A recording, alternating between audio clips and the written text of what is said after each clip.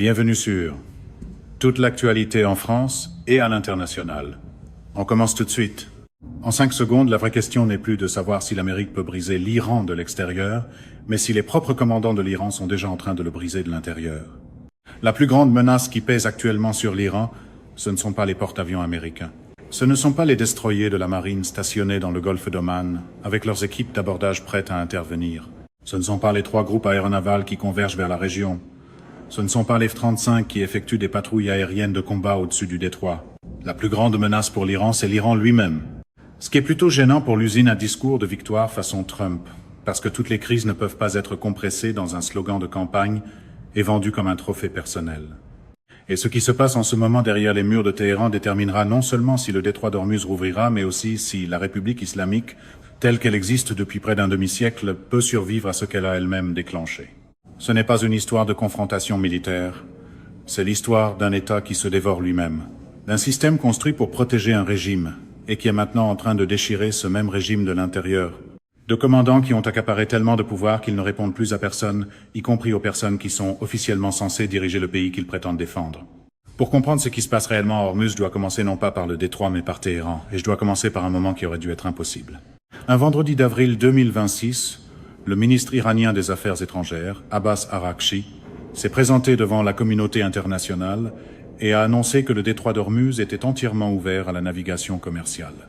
Tous les navires pouvaient y transiter sans restriction. La crise, laissait entendre sa déclaration, venait de s'éloigner du bord du gouffre. Les marchés pétroliers ont réagi immédiatement, les prix ont chuté.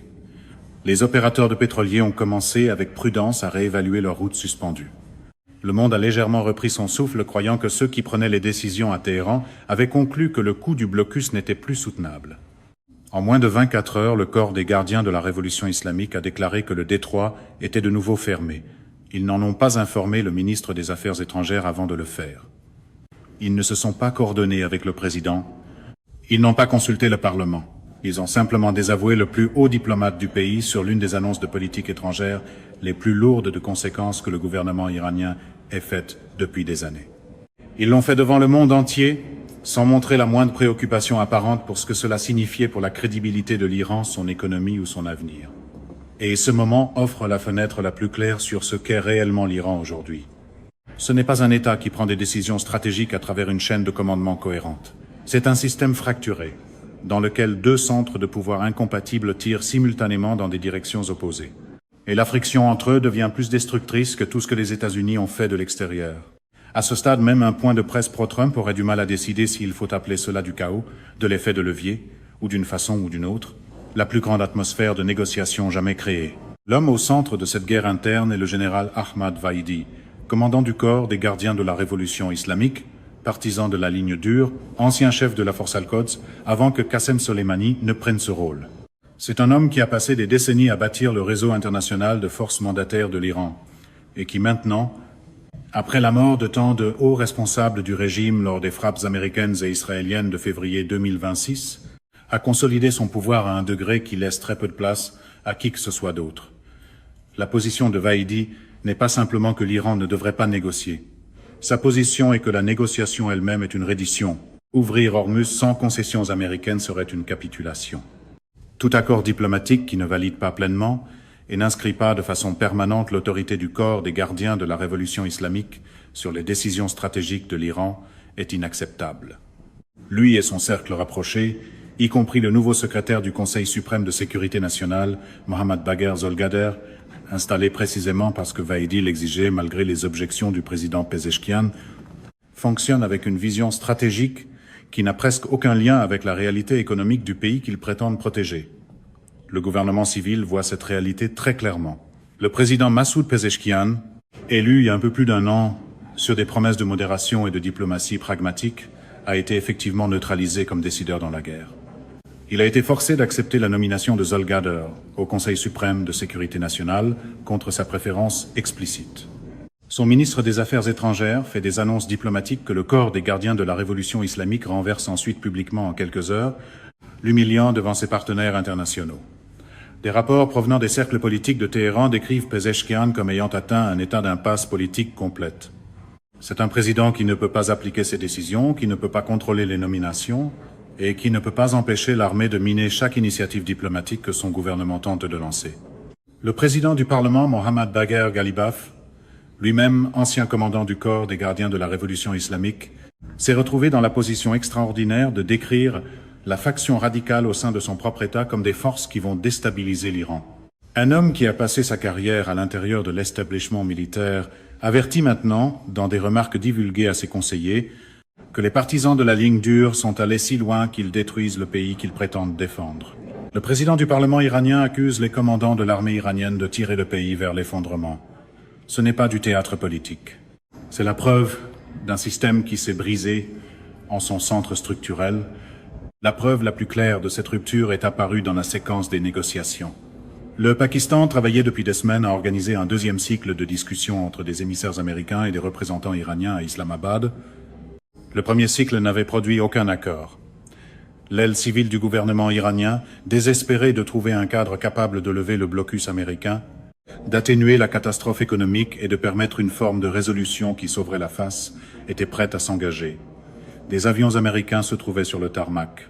Steve Witkoff et Jared Kushner, les émissaires de Trump, étaient prêts à décoller.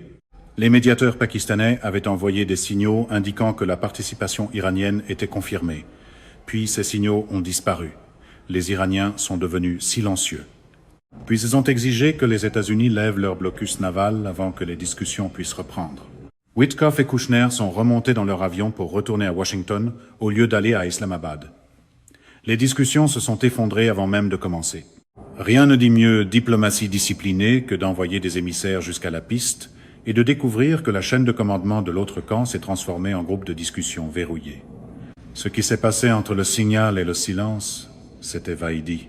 Les responsables américains avaient déjà constaté, après le premier cycle de discussion à Islamabad, que les commandants du corps des gardiens de la révolution islamique avaient rejeté le fond de ce que les propres négociateurs iraniens avaient discuté.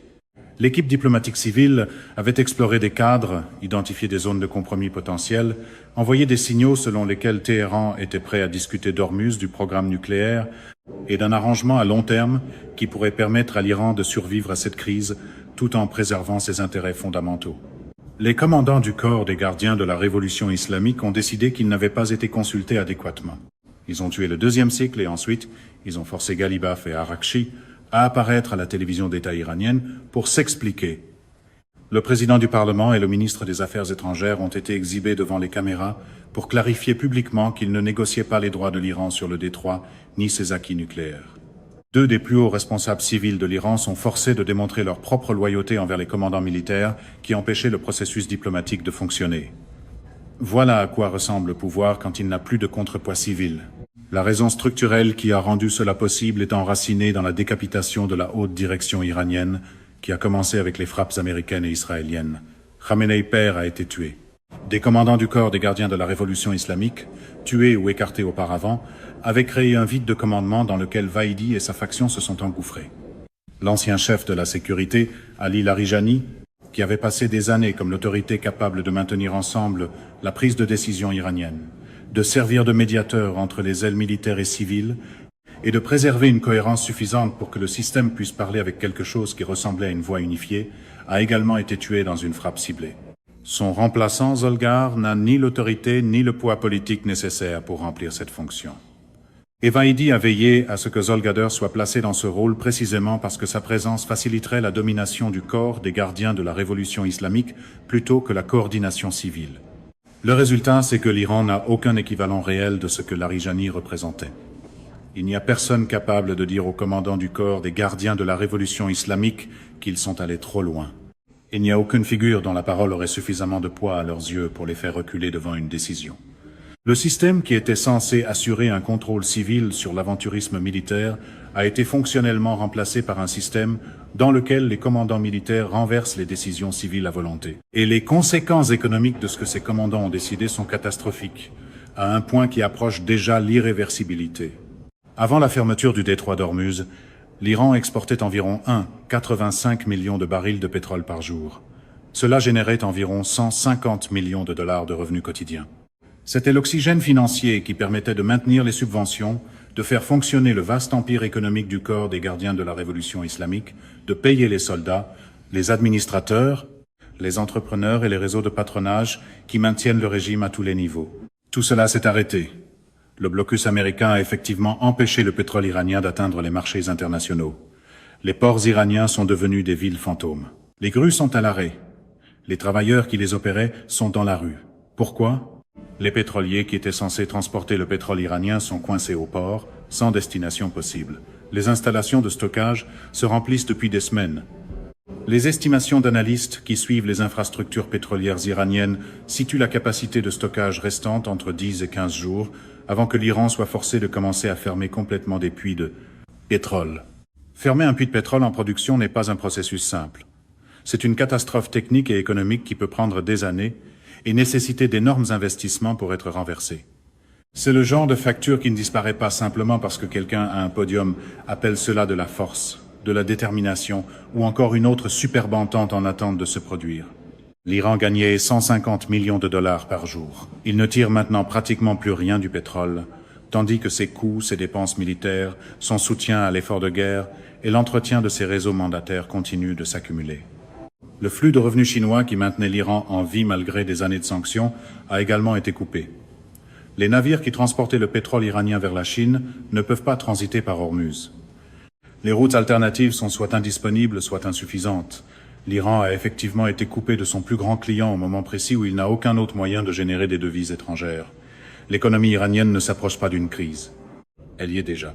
Et les commandants du corps des gardiens de la révolution islamique qui ont pris les décisions ayant produit cette crise sont assis dans leurs installations de commandement, apparemment indifférents aux conséquences pour les Iraniens ordinaires, pour la capacité financière de l'État et pour la survie à long terme des institutions qu'ils prétendent protéger. Ce schéma n'est pas sans précédent historique. La phase la plus dangereuse de tout système autoritaire n'est pas celle où il fait face à une pression extérieure écrasante. C'est celle où les luttes de pouvoir internes poussent le système à poursuivre des politiques qui échouent et qui, en même temps, deviennent impossibles à corriger. Quand la faction au pouvoir ne peut pas changer de cap sans perdre le pouvoir, et ne peut pas maintenir son cap actuel sans détruire le système qu'elle contrôle, voilà le piège dans lequel le corps des gardiens de la révolution islamique a conduit l'Iran. C'est aussi le genre de piège que la communication pro-Trump adore réduire à une seule phrase, parce que la complexité est plus difficile à imprimer sur une casquette. Les rues d'Iran le savent d'une manière que les bunkers du corps des gardiens de la révolution islamique ne comprennent pas. La population a vécu des années de difficultés économiques, de pressions liées aux sanctions, de restrictions sur l'information et de ce type de répression qui pousse la colère sous terre sans jamais l'éliminer. La guerre avec l'Amérique et Israël a accéléré chacune de ces pressions simultanément. Les prix ont grimpé, les canaux d'importation se sont effondrés, les services se sont détériorés, de jeunes hommes ont été mobilisés ou ont subi des pressions pour éviter d'être mobilisés. Les pénuries de carburant causées par la fermeture du détroit touchent la consommation intérieure, pas seulement les revenus d'exportation. Un pays assis sur d'immenses réserves de pétrole traverse une crise énergétique intérieure parce que sa propre armée a fermé la route par laquelle ce pétrole devait circuler. La blogueuse populaire Victoria et des voix équivalentes à l'intérieur de l'Iran ont commencé à filmer des adresses publiques au gouvernement. Elles ont posé des questions sur les raisons pour lesquelles les services de base échouaient, pourquoi les compensations promises aux familles déplacées par le conflit n'étaient pas arrivées, et pourquoi l'État qui exigeait des sacrifices ne fournissait rien en retour. Ces voix atteignaient des dizaines de millions de spectateurs sur des plateformes que le gouvernement essayait simultanément de réprimer, ce qui signifie que la répression créait autant de colère que les conditions qu'elle tentait de cacher. Trump, observant tout cela depuis Washington, a publié une déclaration qui révélait quelque chose d'important sur les évaluations du renseignement américain concernant la situation interne. Il a prolongé la fenêtre de cessez-le-feu précisément parce que, selon ses mots, le gouvernement iranien est sérieusement fracturé.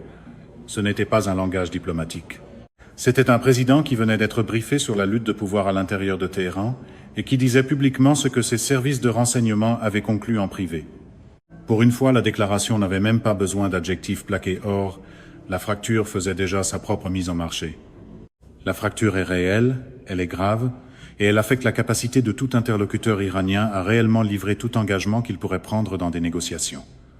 Cela crée un problème qu'aucune pression militaire américaine ne peut résoudre directement. Les États-Unis peuvent détruire davantage d'infrastructures. Ils peuvent saisir plus de pétroliers. Ils peuvent resserrer le blocus naval. Ils peuvent déployer plus d'aéronefs et positionner plus de marines.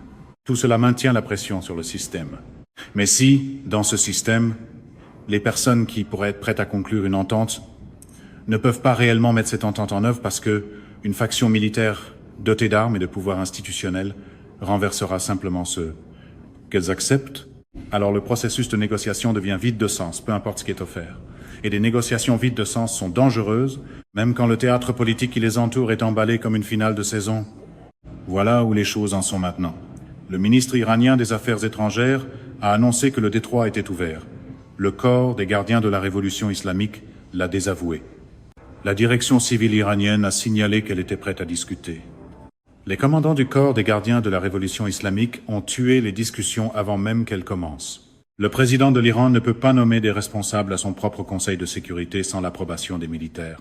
Le président du Parlement murmure à ses conseillers que les partisans de la ligne dure détruisent le pays. Et à l'extérieur, dans le Golfe, 3 groupes aéronavals attendent. Les chasseurs de mines se préparent à être déployés. Les opérations d'abordage se poursuivent contre des navires battant pavillon iranien. Le blocus naval se resserre.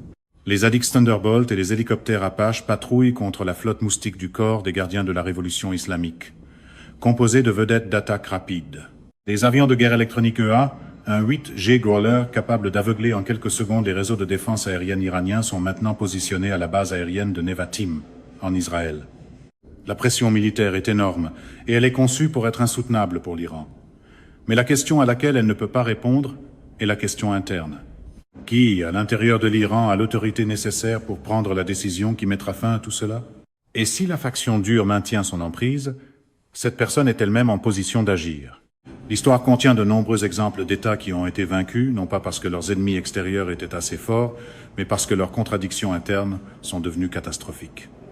Les détroits qui les ont détruits n'étaient pas géographiques, ils étaient structurels.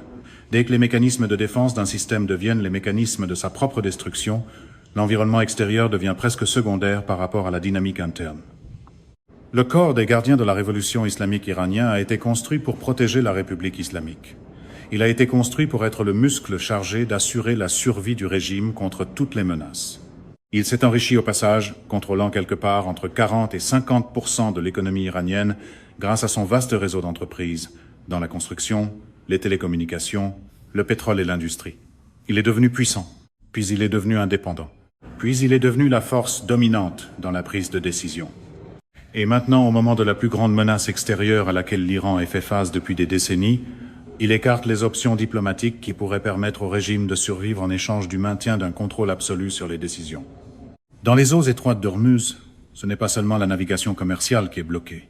Tout un avenir pour le pays dont le drapeau flotte sur les rives du détroit est pris en otage par des commandants prêts à brûler l'économie, à miner la diplomatie, à humilier le gouvernement civil et à provoquer la plus puissante force militaire de la planète plutôt que d'accepter tout arrangement qui ne les placerait pas dans un contrôle permanent et incontesté. C'est plus grand que n'importe quelle formule destinée à faire applaudir, même si la chambre d'écho pro-Trump essayerait encore de réduire tout cela à la question de savoir qui avait l'air le plus dur à la télévision.